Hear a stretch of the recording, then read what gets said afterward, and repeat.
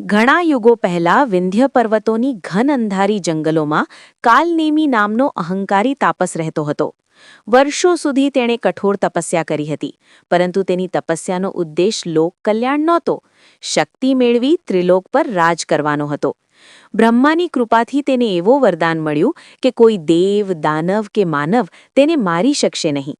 વરદાન મળતા જ કાલનેમીનો અહંકાર અતિશય વધ્યો. તેણે ગામો સળગાવ્યા, આશ્રમો તોડી નાખ્યા અને નિર્દોષ લોકોને દુઃખ આપવાનું શરૂ કર્યું. વિંધ્ય પ્રદેશના લોકો રાતે રાતે માં મહાકાળીને યાદ કરી પ્રાર્થના કરતા. એક વૃદ્ધ સાધુ રોજ કાળી નદીના કિનારે દીવો પ્રગટાવીને બોલતો, માં, હવે તો પ્રગટ થા. લોકોની આ અશ્રુભરી પ્રાર્થનાઓએ શક્તિને જાગૃત કરી.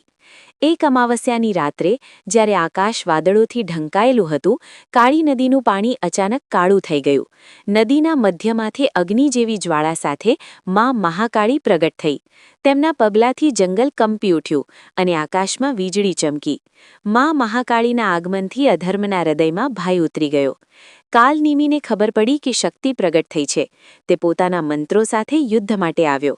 તેણે ભયંકર માયા રચી, ક્યારેક અગ્નિવર્ષા, ક્યારેક ભ્રમ, પરંતુ માં મહાકાળી માયાથી પર હતી. તેમણે એક ગર્જના કરી અને કાલનેમીની માયા તૂટી ગઈ. યુદ્ધ ભયંકર બન્યું.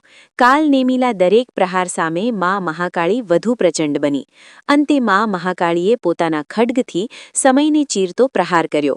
વરદાનને યાદ અપાવતા કાલનેમી હસ્યો, પરંતુ માં બોલી, અહંકારને કોઈ વરદાન બચાવી શકતું નથી. તે ક્ષણે ધરતી ખુલી અને કાલનેમી અધર્મ સાથે લય પામ્યો. યુદ્ધ પછી માં મહાકાળી વિંધ્ય જંગલમાં શાંત સ્વરૂપે બેઠી. વૃદ્ધ સાધુએ આંખો ખોલી ત્યારે માં તેના સામે હતી. માં બોલી, જ્યાં ભક્તનો વિશ્વાસ છે ત્યાં હું સદાય રહું છું. આ કહી માં પ્રકાશમાં વિલીન થઈ ગઈ.